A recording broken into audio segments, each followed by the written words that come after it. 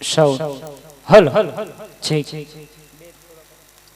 છેક સૌ હલ છેક સૌ હલ છેક સૌ સૌ સૌ સૌ સૌ છેક હલ સૌ છેક સૌ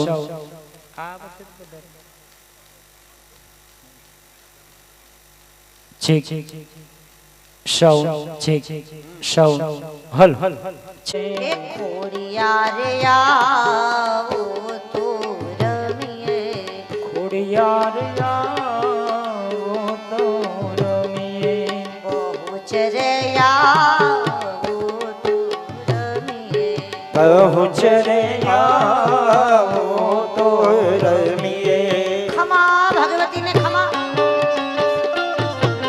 જય હો માં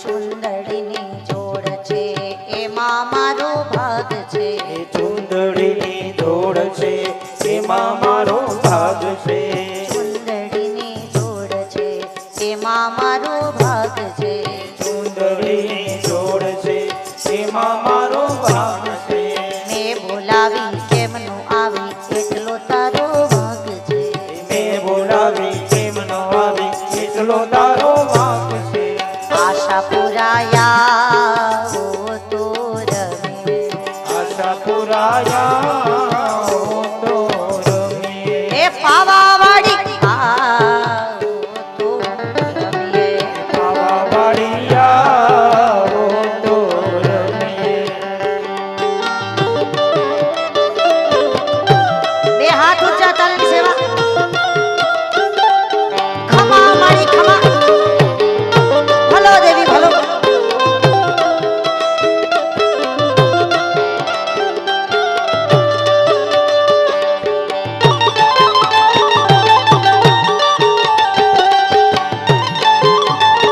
ખમા મારી ખમા જય હો માં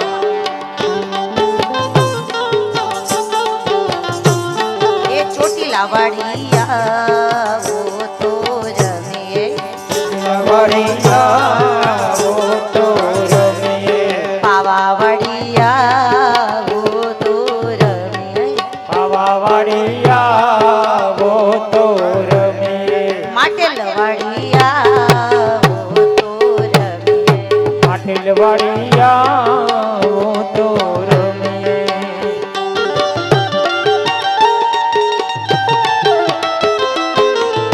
એ ખોડિયાર સે જોગ માયા રે મામડિયા ખોડિયાર સે જોગ માયા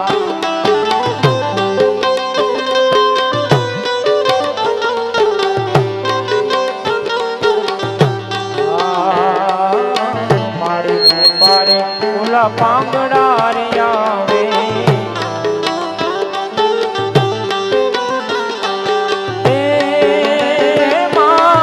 એ મારી પાંગડાની પગની દેનારી રે મામડિયા ખોડિયાર સે જોગ માયા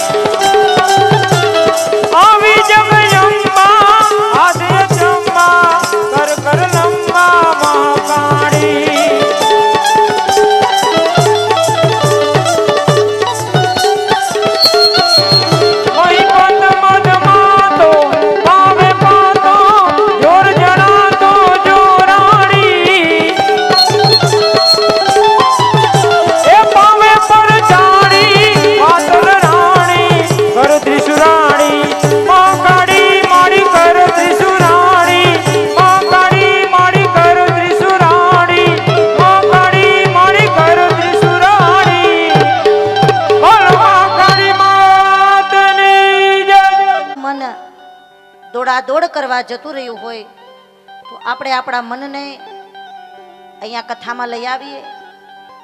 હવે કોઈ જાતની અવરજવર નહીં, કોઈ જાતની ચર્ચા નહીં, કેવલ ને કેવલ ભગવતીનું નામ સ્મરણ કરી અને આપણે સૌ આગળની કથામાં જઈએ. બધા બોલો મારી પાછળ. સૂત સુત સૂત સુત મહાભાગ વ્યાસ વ્યાસ શિષ્ય શિષ્ય નમોસ્તુતે. નમોસ્તુતે. બોલો જગત રાખજો. નારાયણનું માથું અલગ થયેલું છે ધરતી, અને મસ્તક અલગ તો થયું પણ ઘોડાનું માથું લગાવ્યું છે. બધાને આશ્ચર્ય થવા લાગ્યું કે આવી કોઈ ઘટના. બોલે હા, નારાયણનું મસ્તક કપાણું છે. અને નારાયણનું માથું કેમ કપાયું એના દેવી ભાગવત બે કારણ બતાવે છે. કયા કારણ છે યાદ રાખજો. પેલું કારણ એ છે કે એકવાર લક્ષ્મીજી અને વિષ્ણુ ભગવાન ચર્ચા કરી રહ્યા છે. સરસ મજાનો સમય ચાલતો હતો અને દેવી ભાગવત અહીંયા લખે છે કે લક્ષ્મીજીમાં તામસી શક્તિએ પ્રવેશ કર્યો. કેવી શક્તિ? બોલે તામસી. તામસી શક્તિએ પ્રવેશ કર્યો અને વિષ્ણુ ભગવાન એને વાતું કરતા હતા.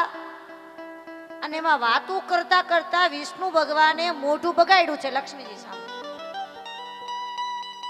મોઢું બગડ્યું એટલે લક્ષ્મીજીમાં તામસી શક્તિનો પ્રવેશ હતો. લક્ષ્મીજીએ શ્રાપ આપ્યો કે હે નારાયણ, હું તમારી પત્ની લક્ષ્મી અને તમે મને જોઈને મોઢું બગાડ્યું, માટે તમારું માથું કપાશે કપાશે ને. ભગવાને શ્રાપ આપી દીધો છે.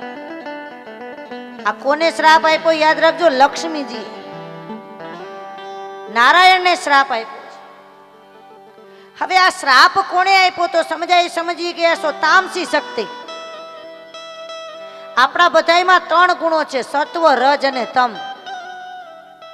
સત્વ કોને કહેવાય સમજાય? બધા જાણો છો કે સારી વાત હોય, સારું જીવન હોય આપણામાં તો સમજી જજો સત્વ ગુણી છે. રજ એટલે આપણામાં થોડો દોષો હોય, આપણામાં અવગુણો હોય.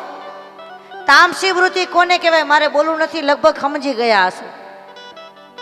વાત વાતમાં ઝઘડો કરે, વાત વાતમાં ઈર્ષા કરે, કોઈનું સારું જોઈ હગે નહીં, ઈર્ષાનો ભાવ હોય. સમજી જાવ નબળી વૃત્તિ એટલે તામસી વૃત્તિ. આપણી આગળ કોઈ કોઈની વાતો કરવા લાગી ત્યારે સમજી જજો આ તામસી વ્યક્તિ છે, આનાથી દૂર રહેવું. એટલે અહીંયા લક્ષ્મીજીમાં તામસી વૃત્તિએ પ્રવેશ કર્યો છે અને ભગવાનને શ્રાપ આપ્યો છે. અને હવે બીજું કારણ કયું છે સાંભળજો. દેવી ભાગવતે લખે છે એક વારની ઘટના છે. આ ધરતી ઉપર એક રાક્ષસ થયો છે અને રાક્ષસ એવો છે જેને કાળો કેર કર્યો, ઉલ્કાપાત કર્યો છે, ધરતી લાગી ધ્રુજવા. અને દેવી ભાગવત લખે છે કે એનું માથું હતું ઘોડાનું, અશ્વનું માથું લઈને ફરી રહ્યો છે અને માનું તપ કરે છે, ભગવતીનું તપ કરે છે. જાગો જાગો માત દયાળી, જાગો જાગો માત દયાળી, જાગો જાગો માત દયાળી, જાગો જાગો માત દયાળી, જાગો જાગો માત દયાળી, જાગો જાગો માત દયાળી, જાગો જાગો માત દયાળી. આવો આવો માત દયાળી, આવો આવો માત દયાળી, આવો આવો માત દયાળી, આવો આવો માત દયાળી. જાગો જાગો માત દયાળી, જાગો જાગો માત. બે હાથ ઊંચા ડાલી જાગો સેવા. માત દયાળી, જાગો જાગો માત દયાળી.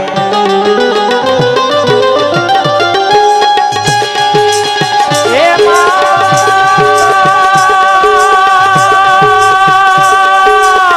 હે માં, હે માં,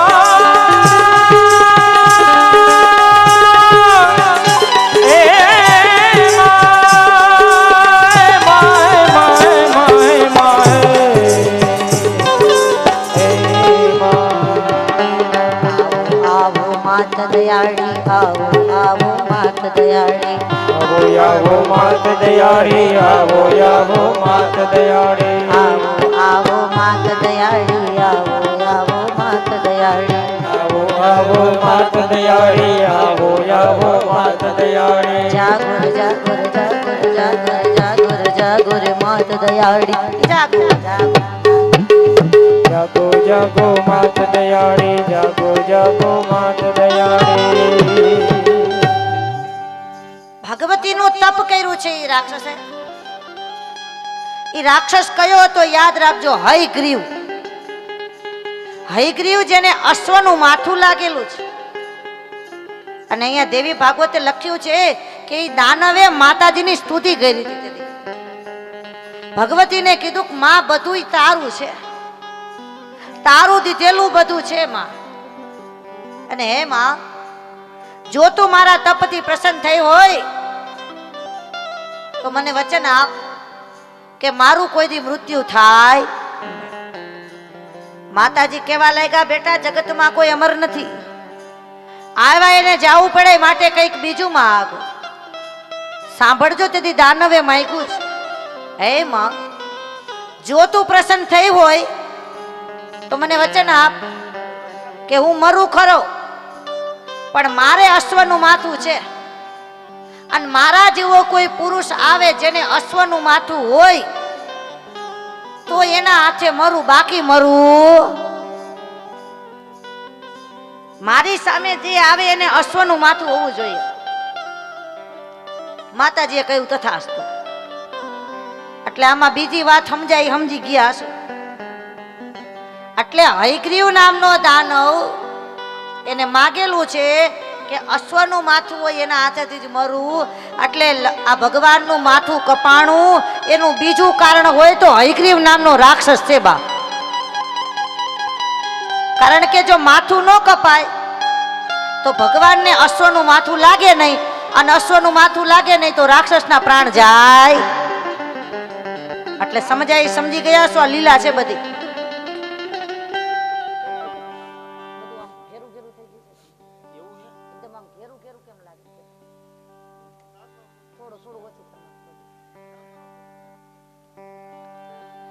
જો ભગવાન નારાયણ નું માથું ન કપાય અને અશ્વનું માથું લાગે નહીં તો દૈત્યનો ઉદ્ધાર થાય અને એટલા માટે થઈને એક લીલા કરી છે બાપ ભગવાનને આ મસ્તક કપાણું એના બે કારણ યાદ રાખજો એક લક્ષ્મીજીનો શ્રાપ એક હયગ્રીવ નામનો દાનવ પણ વળી પ્રશ્ન કર્યો કે ભગવાનનું માથું ક્યારે કપાણું હવે ત્રીજો પ્રશ્ન છે માથું કપાણું ક્યારે સાંભળજો ધ્યાનથી તો એનો મારે તમને જવાબ આપવો છે પણ ધ્યાન કથામાં એક વારનો સમય છે ભગવાન વિષ્ણુ નિંદ્રા કરી રહ્યા છે જગતના નાથ આરામ કરી રહ્યા છે 1 વર્ષ 2 વર્ષ 100 વર્ષ 200 વર્ષ 300 વર્ષ 500 700 1000 2000 અને વર્ષોના વાણા વીતવા લાગ્યા છે અને ભગવાન પોઢેલા છે અને એમાં બધાય દેવતાઓને ચિંતા થઈ કે આ ભગવાન આમનામ નિંદર કરશે તો જગતનું શું થશે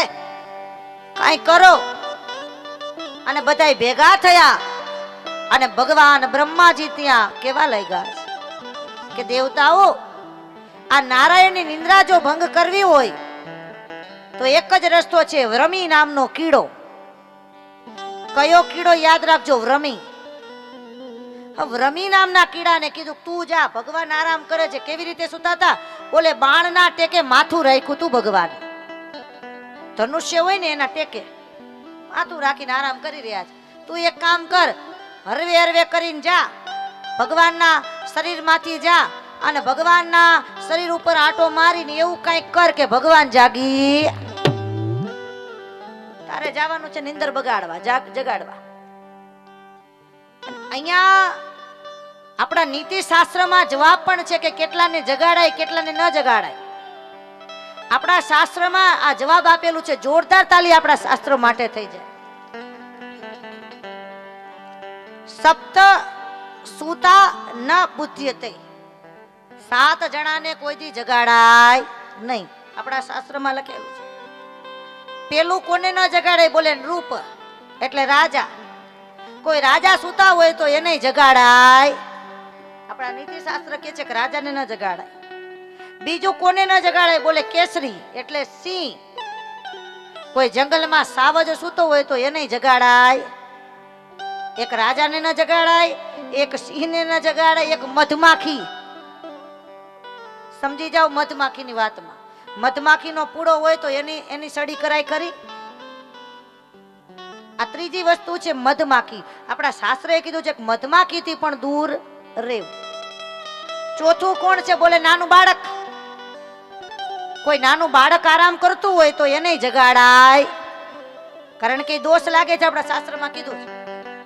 કોઈ બાળકને ન જગાડાય. પછી આગળ કોણ? બોલે મૂર્ખ. કોઈ મૂર્ખ માણસ સૂતો હોય તો એની નિંદર બગાડાય.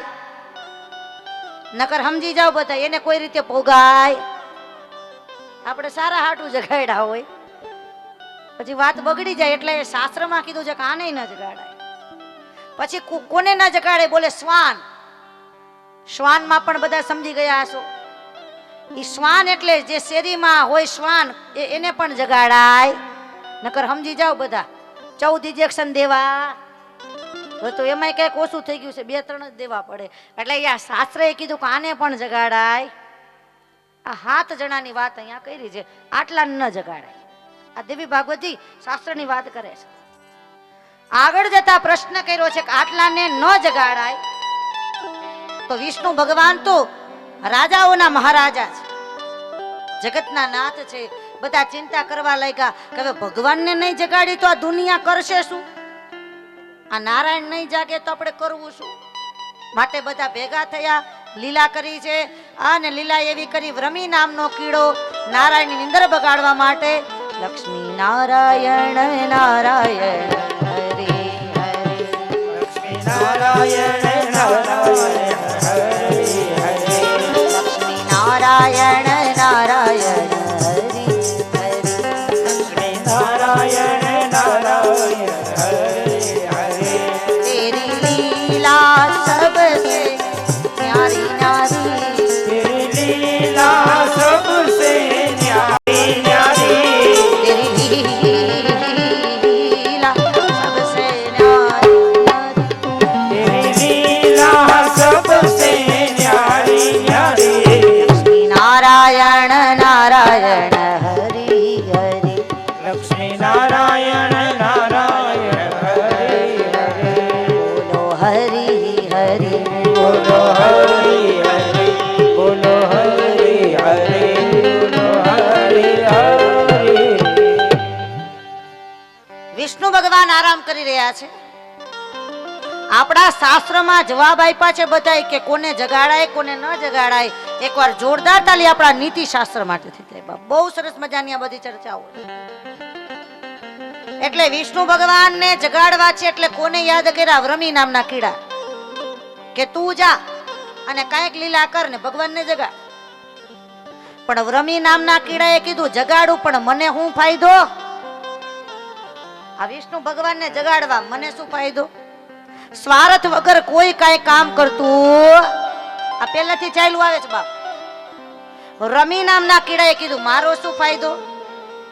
સાંભળજો ફાયદો ઈ કે જ્યારે જ્યારે પણ યજ્ઞ કરવામાં આવશે, સાંભળજો બહુ સમજવા જેવી વાત છે કે રમી નામના કીડા જ્યારે આ જગતમાં યજ્ઞ કરવામાં આવશે ત્યારે હવનની બાયણે જે પડેલું હોય એ બધોય ભાગ તારો. હવનની બારે જે હોય બધું તારું. એટલે અહીં સમજાય તો સમજજો કે હવનની બાયણે પડેલું હોય એ કોઈ દી એમાં નખાય નહીં. ઘણા લોકો સમજી જાવ બાયણે ઢોરણ મુઠ્ઠો વારી જય સીતારામ પાછું હોમી દે. ભાઈ આવું ઘણા લોકો કરતા હોય બાપ. સમજતા હોય કરે નહીં. જેને જાણ નથી એ આ ભૂલ કરતા હોય. પણ જાણ્યા પછી કરવી. બાયણે કદાચ ગમે એટલું ઢોરાણું હોય ને બાપ કોઈ દી એમાં ન નખાય. એ આસુરી વૃત્તિનો એ ભાગ હોય છે. તો અહીંયા શાસ્ત્ર એ ના પાડી છે કે એ બધો ભાગ એનો છે કીડાનો. અને આગળ જતા એ વ્રમી નામનો કીડો નારાયણને જગાડવા માટે જાય છે. ભગવાન આરામ કરી રહ્યા છે. જગતના નાથ શયન કરી રહ્યા છે. વ્રમી નામનો કીડો ત્યાં આવી ભગવાનના શરીર ઉપરથી ફરતા ફરતા માથા પાસે આવે છે. મસ્તક પાસે આવ્યા અને પેલી બાણની દોરી હતી જેને કહેવાય પ્રત્યંચા, એ પ્રત્યંચાને તોડવા જાય અને જેવી તોડવા લાગે આને દેવી ભાગવત લખે ઓમ નમો ભગવતે વાસુદેવાય, ઓમ નમો ભગવતે વાસુદેવાય, નમો ભગવતે વાસુદેવાય, ઓમ નમો ભગવતે વાસુદેવાય, ભગવતે વાસુદેવાય. ઓમ નમો ભગવતે વાસુદેવાય. નારાયણ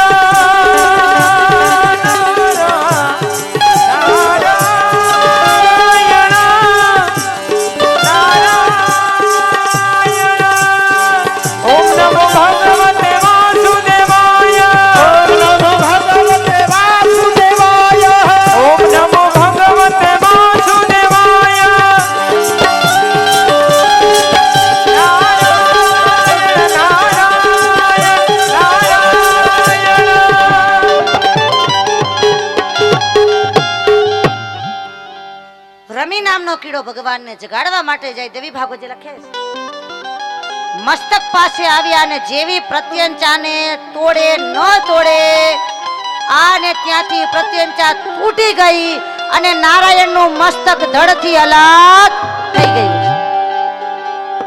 ઈ જેવી પ્રત્યંચા તૂટીને ભગવાનનું માથું કપાઈને સીધું દરિયામાં પડી ગયું છે, સમુદ્રમાં મસ્તક પડી ગયું. અને રમી નામનો કીડો થર થર ધ્રુજવા લાગ્યા. સમજી જાવ બધા હવે આપણો વારો. આ મને મોકલો ને મારાથી આવું કામ થયું. અને ત્યારે બધા દેવતાઓ થર થર ધ્રુજવા લાગ્યા.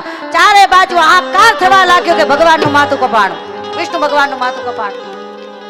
અને ત્યારે બધા દેવતાઓ ત્રાહિમામ પોકારવા લાગ્યા અને કેવા લાગ્યા કે હવે એક જ રસ્તો છે ભગવતી. આ લીલા કરવા વાળી સાક્ષાત જગદંબા છે. આ માની શક્તિ, માની કઈક લીલા હશે, માટે માને બોલાવો. અને બધા ભેગા થયા ભગવતીનું આવાહન કરવા લાગ્યા છે અને ભગવતીની સ્તુતિ કરવા લાગ્યા છે. ઓમ ઐમ રીમ ક્લીમ ચામુંડાય વિદ્મહે, ઓમ હ્રીમ ક્લીમ ચામુંડાય વિદ્મહે, ઓમ ઐમ રીમ ક્લીમ ચામુંડાય વિદ્મહે, ઓમ હ્રીમ ક્લીમ ચામુંડાય વિદ્મહે, ઓમ ઐમ રીમ ક્લીમ ચામુંડાય વિદ્મહે, ઓમ હ્રીમ ક્લીમ ચામુંડાય વિદ્મહે, ઓમ ઐમ રીમ ક્લીમ ચામુંડાય વિદ્મહે. ઓમ હ્રીમ ક્લીમ ચામુંડાય વિદ્મહે. બે હાથ ઊંચા દળની સેવા.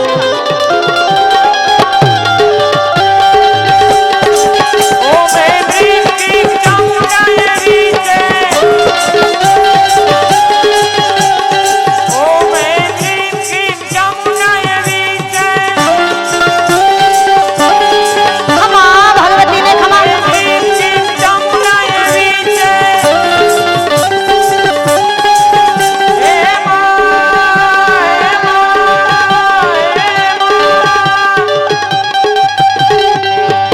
દેવતાઓ ભગવતીની સ્તુતિ કરે. રાજમાંડા જયશ્વરી પરંબા પરમેશ્વરી ભગવતી પ્રસન્ન થયા. બોલો જગદંબે.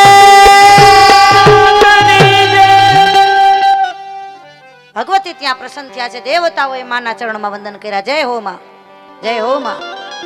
નમો આદિ અનાદિ તું હી ભવાની તું હી બાકબાની. દેવતાઓ ભગવતીના ચરણે વંદન કરવા લાગ્યા. જય હો માં. અને કેવા લાગ્યા કે માં આ નારાયણનું માથું કપાયું, કઈક લીલા કરો. આ શું તમારી લીલા છે? અમને કાંઈ સમજાતું. માં આ અમારાથી અપરાધ થયો, જગાડવા ગયા અને આ માથું કપાણું છે. માતાજી હસવા લાગ્યા છે કે દેવતાઓ આ લીલા છે. લક્ષ્મીમાં તામસી શક્તિનો પ્રવેશ થયેલો અને તામસી શક્તિએ પ્રવેશ કરીને શ્રાપ અપાવેલો કે નારાયણનું માથું કપાશે. એટલે આ માથું કપાયું એનું પહેલું કારણ છે તામસી શક્તિ લક્ષ્મીજીમાં આવી તે. અને બીજું કારણ કોઈ હોય ને તો હયગ્રીવ નામનો દાનવ. એ દેવતાઓ આ ધરતી ઉપર હયગ્રીવ નામનો દાનવ અને એને મારી ઉપાસના કરેલી છે દાનવ, પણ મને ભજેલી અને મારું ભજન કરેલું. અને તેથી એને કીધું તું કે મરું ખરો પણ મારા જેવો જ કોઈ આવે જેના ઉપર ઘોડાનું માથું હોય, શરીર એનું પુરુષનું હોય પણ અશ્વનું માથું હોય, તો જ એના હાથે મારો પ્રાણ. એટલે દેવતાઓ આ મારી જ લીલા છે. આ નારાયણનું માથું નો કપાય તો પેલો રાક્ષસ મરે. માટે હવે એક કામ કરો, અશ્વનું માથું લઈ આવો. અને દેવી ભાગવત લખે છે કે તરત બ્રહ્માજી અશ્વનું માથું તલવારથી અશ્વનું મસ્તક લઈ અને સીધું નારાયણના મસ્તક પર લગાવ્યું. બોલો હયગ્રીવ ભગવાન કી જય, બોલો હયગ્રીવ ભગવાન કી જય. નારાયણ ઉપર અશ્વનું માથું લાગ્યું છે અને હયગ્રીવ જેવા જ બની ગયા. હયગ્રીવ જેવું માગ્યું હતું એવું. માં કરે એવું કોઈ ન કરે ને માં આપે એવું કોઈ ન આપે. બાપ આ મારી જગદંબા છે. અને આજે હયગ્રીવ નામનો દાનવ એક બાજુ ભગવાન વિષ્ણુ અને મારી ભગવતી બિરાજમાન છે. બે વચ્ચે યુદ્ધ થવા લાગ્યું. જય ભવાની જય અંબે માં, જય ભવાની જય અંબે, જય ભવાની જય અંબે માં, જય ભવાની જય અંબે, જય અંબે માં, જય ભવાની જય અંબે, જય ભવાની જય અંબે માં, જય ભવાની જય અંબે, જય અંબે માં, જય ભવાની જય અંબે, જય ભવાની જય અંબે માં, જય ભવાની જય અંબે, જય ભવાની જય અંબે માં, જય ભવાની જય અંબે,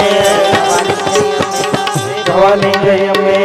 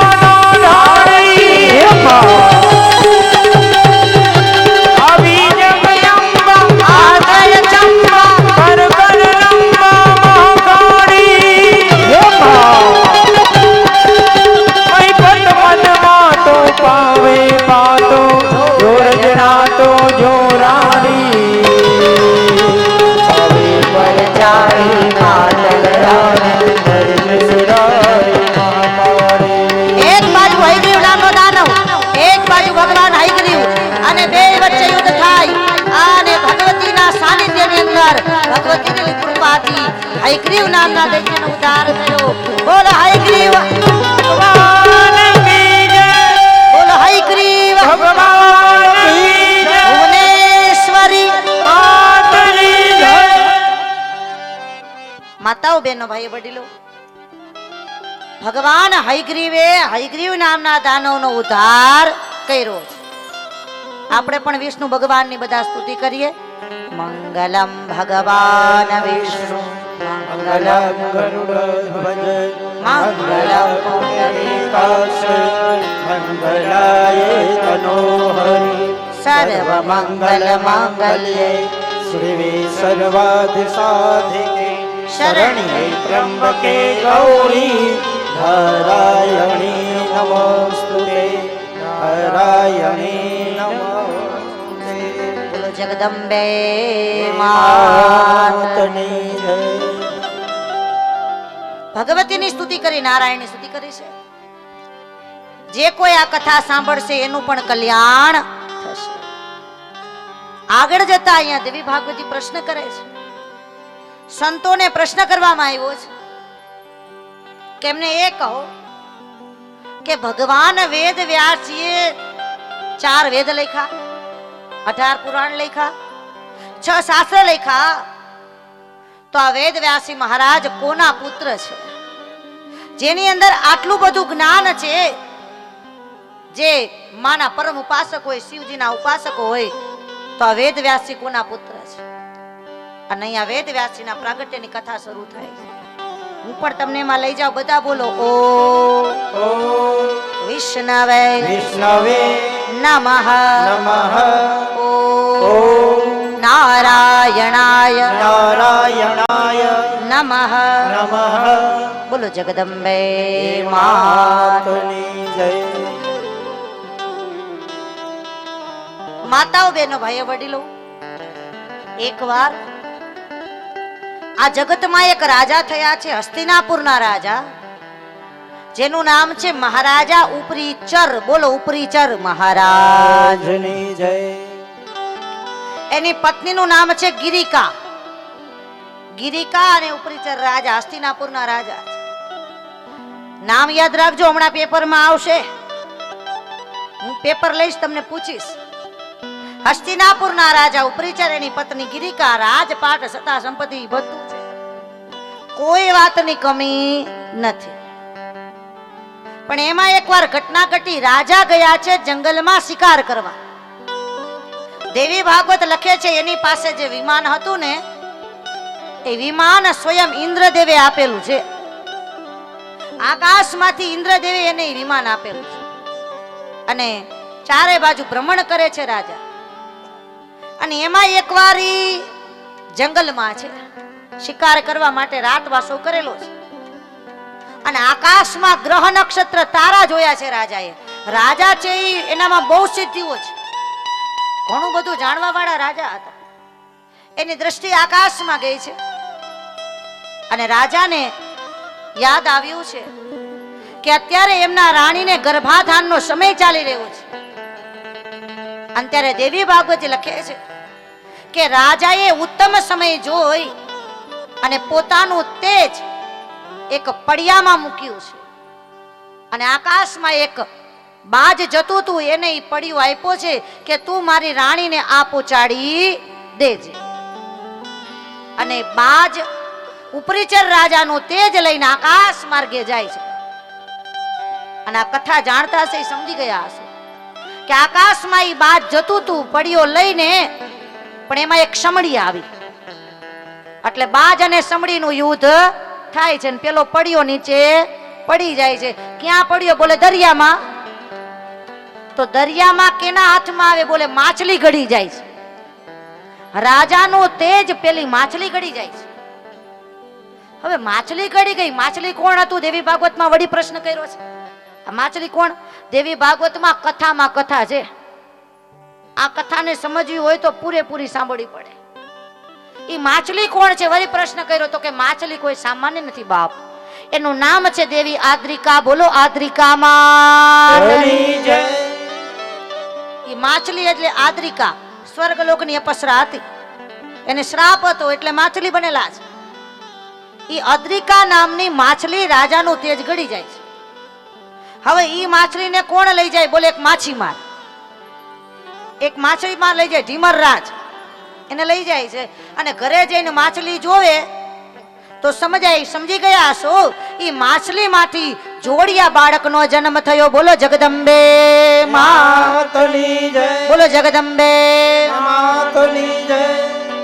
ઈ માછલીમાંથી જોડિયા બાળક જન્મ્યા છે, એક દીકરી ને એક દીકરો. ઈ દીકરો છે ઈ મત્સ્ય રાજા થયો છે અને ઈ દીકરી છે એનું નામ છે મત્સ્યગંધા.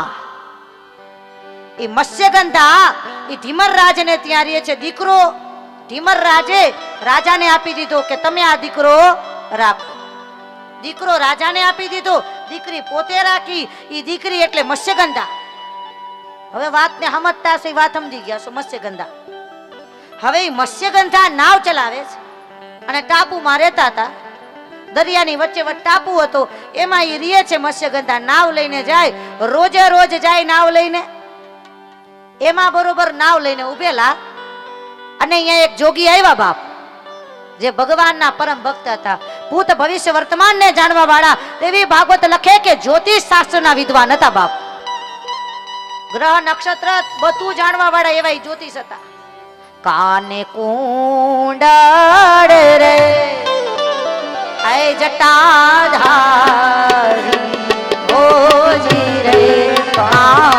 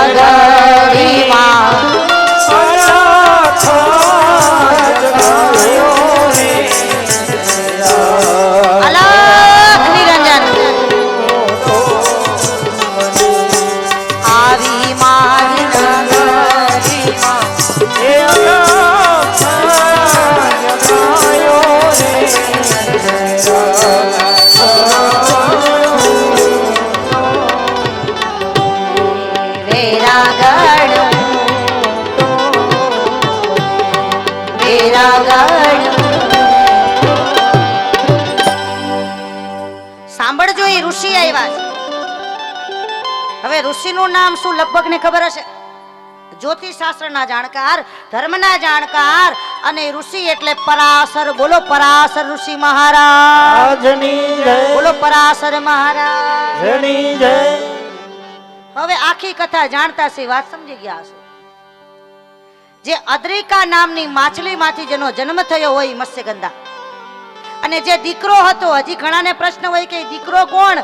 તો એ દીકરો એટલે બીજું કોઈ નહીં, શાંતનું રાજા. બોલો શાંતનું મહારાજ. જયની જય. હજી દીકરાની કથા આવશે, પણ આવતીકાલે. આ કથાઓમાં કથા છે બધી. એટલે દીકરો શાંતનું, આ મત્સ્યગંધા, દીકરી મત્સ્યગંધા. નાવ લઈને ઉભેલા પરાશર મુનિ કે દેવી નાવમાં બેસાડો. અને ભાઈ ઋષિ નાવમાં બેઠા. સમજાય વાતને સમજી ગયા છો. નૌકા ચાલુ થઈ, આકાશમાં તારા જોયા, ગ્રહ નક્ષત્ર જોયા. અને ઋષિને વિચાર આવ્યો છે કે આ સમયે જો કોઈ બાળક જન્મ થાય અને કોઈ માતાના ઉદરમાં કોઈ દિવ્ય તેજ પ્રગટાવવામાં આવે તો ઈ બાળક વિદ્વાન જન્મે જન્મે ને. ઋષિ ચારે બાજુ નજર કરે અને સામે કોણ હતા લગભગ સમજી ગયા હશો. દેવી મત્સ્યગંધા.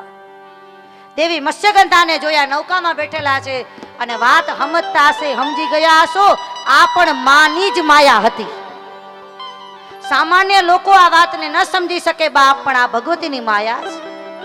અને માની માયા શરૂ થઈ અને પરાશર મુનિ આજે એમ કહેવાય કે સાંસારિક માયામાં બંધાણા દેવી મત્સ્યગંધા સાથે નૌકા હામા કાંઠે ગઈ. મત્સ્યગંધા રડવા લાગ્યા છે. અરે મહારાજ, તમારું મન મારામાં મોહિત થયું, તમે સંસારની માયામાં પડ્યા, હવે મારું શું? હવે હું ક્યાં જઈશ મહારાજ?